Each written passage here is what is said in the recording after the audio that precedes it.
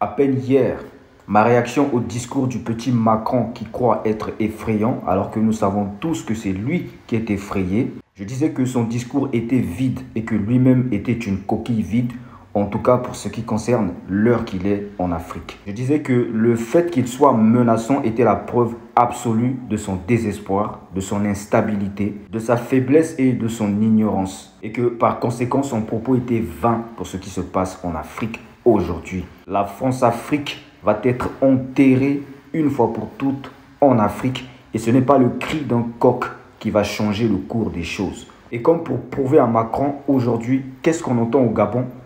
Exactement, que c'est la fin pour Ali Bongo Ondimba. Cet homme invalide qui va désormais avoir le temps d'aller se soigner si le peuple gabonais décide de lui foutre la paix. Je suis Ali Bongo Ondimba, président du Gabon. J'envoie un message à tous les amis que nous avons à travers le monde pour qu'ils fassent du bruit. Pour qu'ils fassent du bruit parce que des gens ici m'ont arrêté, moi et ma famille.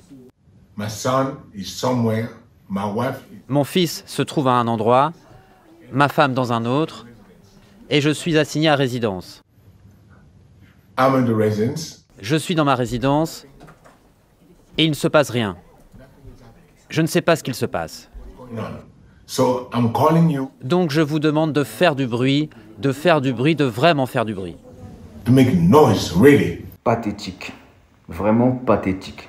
Et Ali Bongo s'exprime en anglais comme si entre-temps il avait oublié que son régime et celui de son père n'existent au Gabon que par la bénédiction de la France. Et que dans ce contexte-là, le Gabon est censé être un pays francophone. Mais il s'exprime en anglais, ça montre qu'il est perdu. Du coup, on pourrait se demander pourquoi il s'exprime en anglais, pour atteindre plus de personnes.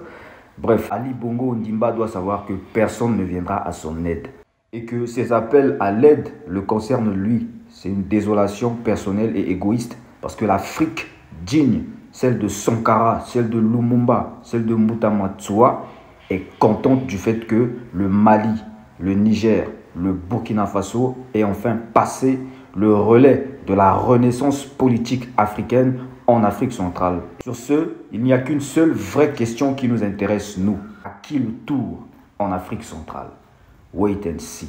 Ce jour, 30 août 2023, nous, forces de défense et de sécurité, réunis au sein du comité pour la transition et la restauration des institutions, CTRI, au nom du peuple gabonais et garant de la protection des institutions, avons décidé de défendre la paix en mettant fin au régime en place.